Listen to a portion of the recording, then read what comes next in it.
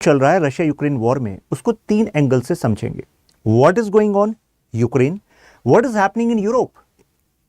European union के अंदर कुछ देशों में राइट विंग की सरकारें बन रही हैं। एग्जाम्पल, अभी जो चुनाव हुए नीदरलैंड में, वहां पर पीवीवी की सरकार बनती हुई नजर आ रही है, जिसमें कि सबसे ज्यादा सीट जो है पीवीवी के पास है। वहां पर जो लीडर हैं गेरेट वाइल्डर्स, वो यूरोस्केप्टिसिज्म और यूरोस्केप्टिज्म यानी कि ईयू का जो सपोर्ट है यूक्रेन के लिए, उसके पूरे समर्थक नहीं हैं। यूक्रेन को दिए जाने वाले वेपन और जो इकोनॉमिक सपोर्ट है वो इसके खिलाफ है। उनका कहना है कि सबसे पहले हमें अपने देश के बारे में सोचना होगा। साथ में वो एंटी इमिग्रेशन की बात कर रहे हैं और कुरान को बैन करने की बात कर रहे हैं। तो राइट विंग का एक राइज हमने यहां पर नीदरलैंड में देखा, और उनको साथ दे रही हैं एक और देश के लीडर, वो है हंगेरियन लीडर मिस्टर ओब्रान, और ऐसा ही सपोर्ट उन्हें मिल रहा है स्लोवाकिया से। तो यानी कि इन 3 देशों में अगर ये जो बातें उठ रही हैं कि यूक्रेन के प्रति जो कमिटमेंट है भाई, वो हमारी तरफ से जाएगा नहीं, क्योंकि हमें सबसे पहले अपने खुद के देश के इंटरेस्ट के बारे में सोचना है, राइट। तो यानी कि एक तो ये गतिविधि चल रही है, दूसरा है यूक्रेन में जो अपडेट है, और तीसरा है यूएसए में क्या चल रहा है। जब मैं ये वीडियो बना रहा हूं आज 6 दिसंबर के दिन, तो आज जो यूएस की सेनेट है वहां पर $60+ बिलियन के आसपास का जो राहत पैकेज देने की बात है, उस पर वोटिंग होने वाली है। लेकिन वो वोट तभी सफल होगा जब डेमोक्रेट के साथ साथ रिपब्लिकन पार्टी के मेंबर्स भी इस फैसले पर समर्थन देंगे। लेकिन वो लग नहीं रहा है देंगे, ऐसा लग रहा है। देखते हैं by the end of evening क्या होता है। अभी फिलहाल उसका पूरा बैकग्राउंड आप समझ लीजिए और क्या चल रहा है। तीसरा पार्ट है यूक्रेन। तो चलिए यूक्रेन वाले पार्ट से शुरू करते हैं। अभी हुआ क्या कि जो प्रेसिडेंट जेलेंस्की हैं, उन्होंने एक लेटर इशू किया और कहा कि जो मिस्टर वेलेरी हैं, Valery is general of army of Ukraine, तो इनसे कहा कि एक तो आपके जो डेप्यूटी चीफ हैं उनको हम हटा रहे हैं, दूसरा इनसे कहा कि आप पॉलिटिक्स पे ध्यान मत दीजिए, केवल अपने काम पर ध्यान दीजिए, that you have to win this war. अब आप कहेंगे ठीक है, इसमें गलत क्या है। एक्चुअली कहा जा रहा है कि यहां पर इंटरनल फिशर्स नजर आ रहे हैं, यानी कि डिफेंस फोर्सेस के लीडर और प्रेसिडेंट उनकी आपस में नहीं बन रही है। तो आप मुझे बताइए, एक देश जो युद्ध पर है और ऐसे में जो उनके जनरल हैं वो अपने प्रेसिडेंट से ही अपोजिट डायरेक्शन में सोच रहे हैं, तो आपको नहीं लगता कि हालात जो है बदल सकते हैं। अब आप सोचेंगे मतलब what is the basis of this actually analysis. Basis ये है कि मिस्टर वेलेरी का अभी एक इंटरव्यू ऐसे की फॉर्म में द इकोनॉमिस्ट नामक न्यूज़पेपर में आया। उस न्यूज़पेपर में, इस ऐसे में उन्होंने बताया कि देखो, इस समय यूक्रेन और रशिया की फोर्सेस स्टेलमेट सिचुएशन में लग रही हैं, कोई ब्रेक थ्रू दिख नहीं रहा है। इनका कहना है कि ऑलरेडी ऑटम सीजन, बारिश, मड, तो जो यूक्रेन की फोर्सेस हैं वो बेसिकली डिफेंस की सप्लाईज नहीं मिल रही हैं, और रशिया और यूक्रेन दोनों के ही ड्रोन टेक्नोलॉजीज के through they are able to understand the position of other forces. तो ऐसे में फॉरवर्ड मूव कर पाना लगभग ना के बराबर है। तो ये जो इनकी बात थी, ये अब अलग अलग मीडिया ग्रुप्स ने इसको बेसिकली इस पर तुल देना स्टार्ट किया, जैसे कि न्यूयॉर्क टाइम्स। अब आप खुद जानते हैं कि जो वेस्टर्न मीडिया, इवन मतलब न्यूयॉर्क टाइम्स है, वो तो हमेशा यूक्रेन के फेवर में ही बात करेगा, जैसा वो करता आ रहा है। लेकिन रीसेंट अपडेट ये है कि वो भी ये कह रहा है कि ऐसी सिचुएशन बन गई है कि जब अगर ये राहत पैकेज जो ईयू से मिलना है, वो भी लगभग $57 बिलियन के आसपास का और $60+ बिलियन के आसपास का जो यहां से मिलना है यूएस से, अगर ये नहीं मिलता तो ऐसे में यूक्रेन में बैठी सरकार के लिए सिचुएशन काफी क्रिटिकल हो जाएगी। तो अब आप कहेंगे तो इसमें जो जनरल साहब हैं उन्होंने गलत क्या किया है। एक्चुअली जेलेंस्की का कहना है कि अगर तुमने बता दिया है खुल के कि हम इस सिचुएशन में हैं कि हम आगे ही नहीं बढ़ सकते, तो मुझे बताइए, जो यूएसए और ईयू की फोर्सेस हैं, क्या वो हारने वाली ताकत पर दाव लगाएंगी? नहीं। कोई भी पैसा लगाता है तो जीतने वाली ताकत पर लगाता है। तो ऐसे में कहीं ऐसा ना हो कि जो अभी वोट होने वाली है उसमें गड़बड़ी हो जाए। तो आप कहेंगे बात तो लॉजिकल है मिस्टर जेलेंस्की की। साथ में इन्होंने कहा है, जो मिस्टर वेलेरी हैं, जो जनरल हैं, कि आप जो गवर्नर्स हैं उनसे बातचीत नहीं रखेंगे, आप केवल अपने मिलिट्री ऑपरेशंस पर ही फोकस करेंगे। तो आप कहेंगे ठीक है, मतलब ये बात तो समझ में आती है कि ठीक है, एक इंटरनल राइवलरी है। क्या इसके अलावा भी कुछ इंटरनल फिशर्स हैं जिससे यूक्रेन के प्रोस्पेक्ट्स हमें गड़बड़ लग रहे हैं? जी हाँ, एक और प्रोस्पेक्ट है। ये एक्चुअली एक अमेरिकन इन्वेस्टिगेटिव जर्नलिस्ट है, मिस्टर सेमर हर्ष। तो उन्होंने एक रिपोर्ट जारी करी है। उनका ये कहना है कि जो मिस्टर वेलेरी हैं, जिनको आप यहां देख रहे हैं, इनकी सीक्रेट रूप से बातचीत चल रही है जनरल जर्मेसोव ऑफ रशिया। आप कहेंगे बातचीत क्या चल रही है? इनका कहना है कि सीक्रेट पीस टॉक चल रही है। सीक्रेट पीस टॉक, तो अगर general of Ukrainian army having secret piece talk with general of Russian army, तो क्या चाहता है बीच में? तो उनका कहना है कि ऐसा हो सकता है मिस्टर वैलेरी को रशिया ऑफर कर रहा हो कि आप जो है देख चुके हैं 2 साल होने वाले हैं, फरवरी 2022 से शुरू हुआ था युद्ध, 23 जा चुका है, 24 आने वाला है, तो कब तक नुकसान झेलते रहोगे? ऐसा करो, आप पीस स्टैब्लिश कराओ, जहां तक रशिया की फोर्सेस हैं वहां तक रशिया की फोर्सेस रहेंगी, प्लस अगर जनता को चाहिए कि हमें नेटो का पार्ट बनना है तो आप वहां पर डिक्टेटर बन जाओ, एक तरीके से अभी आप लीडर बन जाओ। और जो सेमो हर्ष हैं वो इस बात को कह रहे हैं कि ऐसा लग रहा है कि वो डिक्टेटर बनाना चाहेंगे, बेसिकली इनको राष्ट्रपति बनाना चाहेंगे, रशिया बनाना चाहेगा, रशिया ऑफर कर रहा है उनकी रिपोर्ट के अनुसार।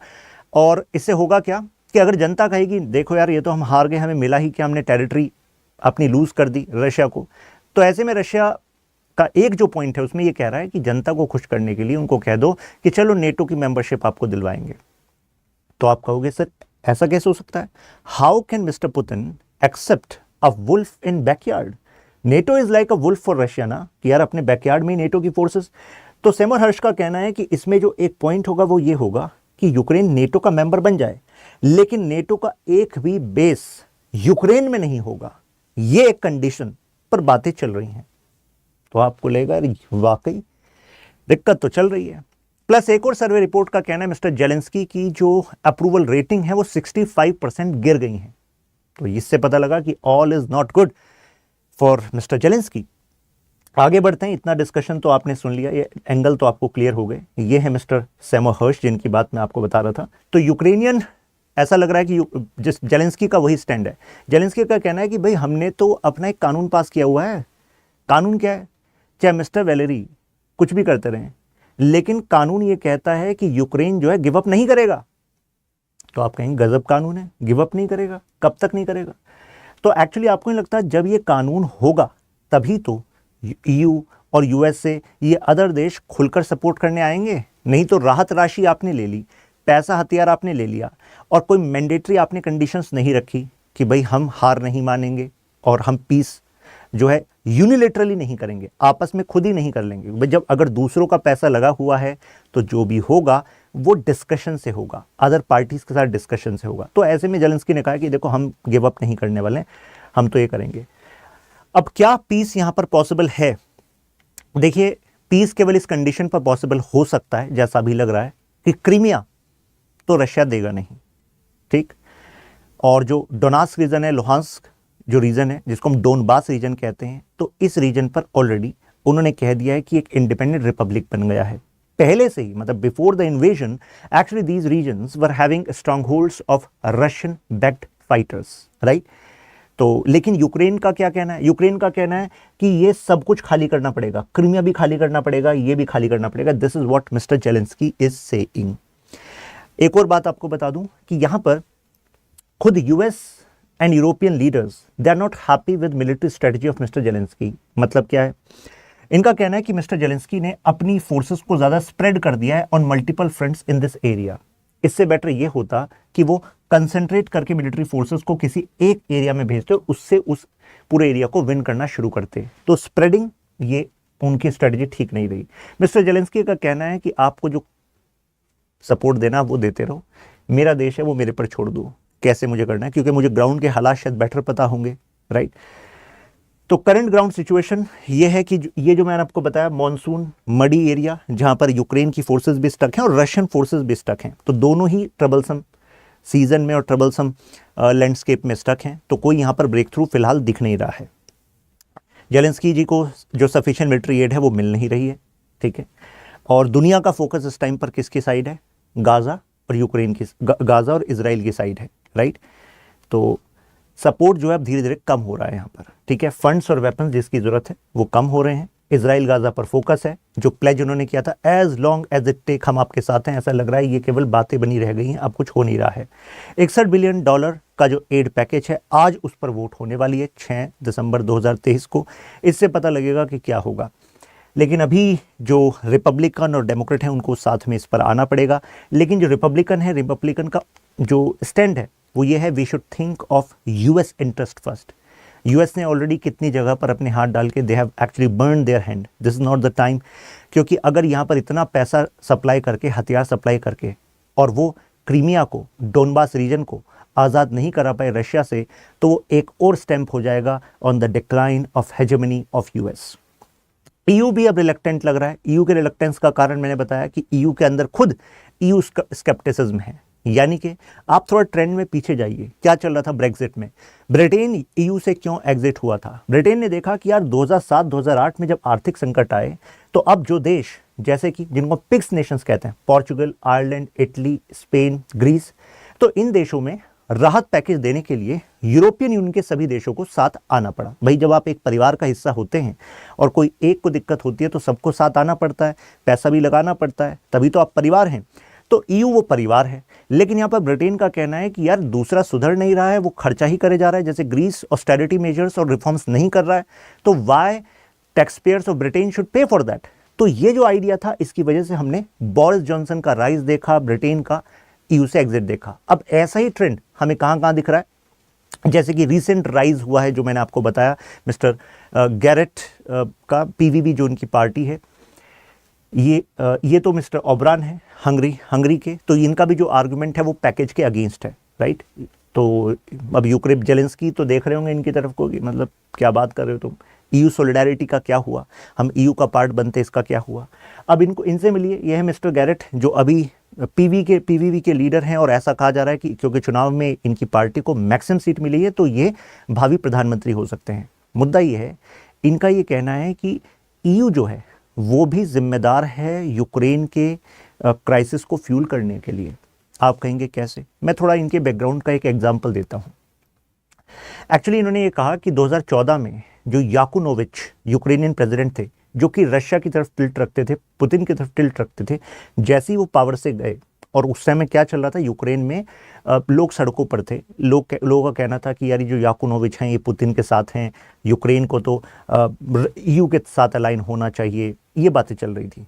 तो इनका कहना है कि ये ईयू ने ही यूक्रेन के अंदर ये क्राइसिस खड़े करे थे, जनता को भड़काया था, पैसा पहुंचाया था, मीडिया पर इन्फ्लुएंस बनाया था, जिससे कि वो जो यूएस का एजेंडा है टू एक्चुअली मतलब pose Russia as a threat, उसको वो सफलता मिल सके। लेकिन इससे इनका कहना है कि Russia is not that much enemy, क्योंकि इससे पहले ये खुद मतलब क्योंकि जो एमपी हैं ये मेंबर ऑफ पार्लियामेंट है 1998 से, किस्मत इनका साथ नहीं दे रही थी, ऐसी पोजीशन में नहीं आए थे कि इनकी कोalition गवर्नमेंट में ये प्रधानमंत्री जो लीडर है, लीडर की पोजीशन में आ सके। लेकिन अब वो समय इनका आ गया है।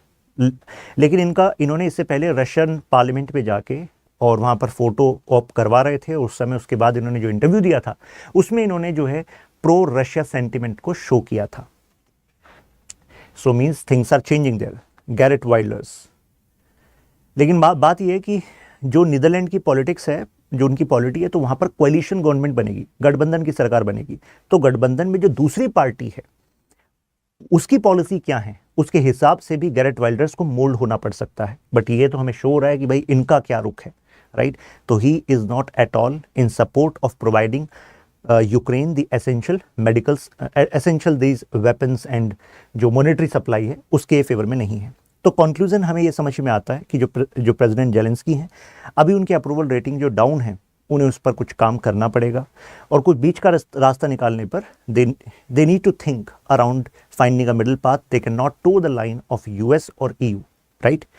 क्योंकि नेटो जो है, अल्टीमेटली जो नेटो मेंबर नेशंस हैं उनका कमिटमेंट वैसा नहीं है जैसा कि यूएस का कमिटमेंट था, राइट। दोनों बातों में फ़र्क है। और इजराइल और हमास की फाइटिंग अभी रुक नहीं रही है।